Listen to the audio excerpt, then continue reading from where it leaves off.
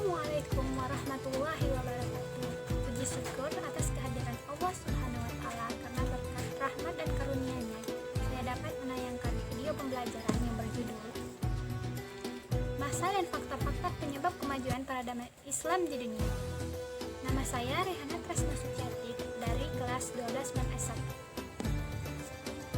Baik, masuklah kita dalam subbab materi yang pertama, yaitu masa kejayaan Islam. Masa kejayaan Islam terbagi menjadi 3 periode. Yang pertama, periode klasik tahun 650 sampai dengan 1250 Masehi. Yang kedua, periode pertengahan tahun 1200 sampai dengan 1500 Masehi. Dan periode yang terakhir atau ketiga, periode modern tahun 1800 Masehi hingga sekarang. Masuklah kita pada masa peradaban Islam di dunia, terbagi menjadi beberapa dinasti. Yang pertama atau yang A adalah dinasti Umayyah, berlangsung pada tahun 661 hingga 700 Masehi. Bani Umayyah adalah keturunan Umayyah bin Abdul Syam, salah satu suku Quraisy. Dalam sejarah Islam, Bani Umayyah didirikan dalam 2 periode, yaitu Damaskus dan Cordoba. Dinasti Umayyah dimulai dengan naiknya Muawiyah sebagai khalifah pada tahun 661 Masehi. Bani Umayyah berhasil mengokohkan kekhalifahannya di Damaskus selama 90 tahun dengan periode 661 sampai 750. Penyebutan dinasti pada kekhalifahan Bani Umayyah karena Muawiyah sistem mengubah suksesi kepemimpinan dari yang bersifat demokratis dengan pemilihan kepada yang bersifat keturunan.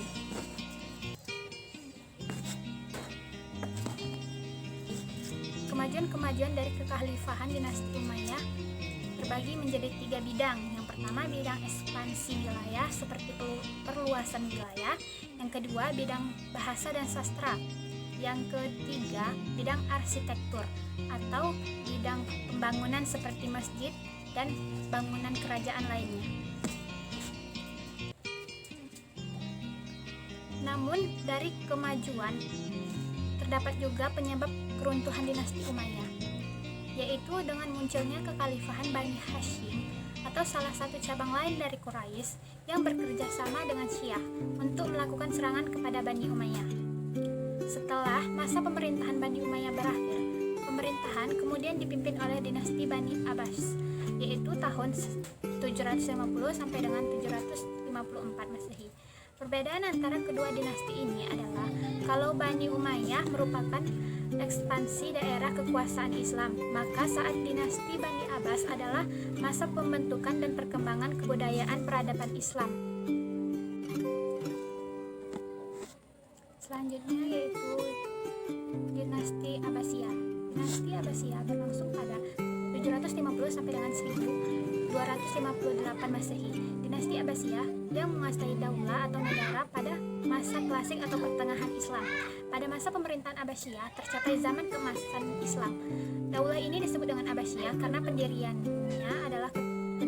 adalah keturunan Al-Abbas atau paman dari Nabi Muhammad SAW, yakni Abu Abbas As-Saffah. Walaupun Abu Abbas adalah pendiri daulah ini, pemerintahannya hanya singkat, yaitu pada 750 sampai dengan 754. Pembina daulah ini yang sebenarnya adalah Abu Ja'far al-Masyhur atau khalifah kedua. 2 khalifah inilah sebagai peletak dasar-dasar pemerintahan daulah Abbasiyah. Selanjutnya, para sastrawan membagi daulah Abbasiyah dalam 5 periode. Yang pertama yaitu periode pada tahun 132 Hijriah sampai 232 Hijriah atau 750 Masehi sampai dengan 847 Masehi. Periode kedua yaitu 232 Hijriah sampai dengan 334 Hijriah atau 847 Masehi sampai dengan 945 Masehi. Selanjutnya periode ketiga berlangsung pada 334 Hijriah sampai dengan 447 Hijriah atau 945 Masehi sampai dengan 1055 Masehi. Periode yang keempat yaitu 447 Hijriah sampai dengan 590 Hijriah atau 1055 Masehi sampai dengan 1199 Masehi. Periode yang kelima berlangsung pada 590 Hijriah tahun kalender Islam sampai dengan 650 Hijriah atau 1199 Masehi sampai dengan 1258 Masehi. Selanjutnya dinasti Umayyah di Spanyol tahun 757 sampai dengan 1492 Masehi. Di belahan barat atau Eropa berdiri megah Khalifah Umayyah di Spanyol dengan sebelumnya tentara Islam pimpinan Tariq Ibnu Ziyad pada tahun 711 Masehi menaklukkan kerajaan Visigoths yang diperintahkan oleh Raja Roderick. Dalam perluasan wilayah kekuasaannya, kekuatan Islam ini pada tahun 732 menyeberangi pegunungan Pyrenees atau perbatasan Prancis, dan pastilah akan mengubah sejarah Eropa seandainya mereka tidak dikalahkan dengan menyedihkan sekali oleh Charles Martel atau yang dipanggil dengan Karel Martel. Selanjutnya dinasti Fatimiyah berlangsung pada 916 sampai 1171 Masehi. Pemerintahan dinasti Fatimiyah berpusat di Maroko dengan ibu kotanya Al-Mashhuriyah. Dinasti Fatimiyah menjalankan roda pemerintahan di Maroko selama 24 tahun yang dipimpin oleh 4 orang khalifah, termasuk Ubaidillah Al-Mahdi. 3 orang khalifah dinasti Fatimiyah lainnya yang pernah memerintah di Maroko adalah Al-Qaid, Al-Mansur, dan Al-Mu'izz. Ini adalah peninggalan dari kerajaan Bani Umayyah, yaitu Masjid Al-Umayyah. Peninggalan Bani Umayyah ini adalah kerajaan Bani Abbasiyah sebagai peninggalan dari masa kejayaan Bani Abbasiyah. Selanjutnya yaitu adalah peninggalan masa peradaban. Ada kerajaan Utsmani, kerajaan Mughal, dan kerajaan Safawi. Selanjutnya, penyebab kemajuan dan kemunduran umat Islam. Sebab-sebab kemajuan umat Islam pada tahun 650 sampai dengan 1000 Masehi. Yang pertama, masyarakat Arab pada saat itu mulai memiliki budaya menulis. Yang kedua, penerjemah filsafat dan logika Yunani mempengaruhi pola pikir ilmuwan Arab untuk berpikir secara sistematis. Yang ketiga, sifat adaptasi dan terbuka dalam menyerap dan mengadopsi unsur-unsur peradaban besar di dunia.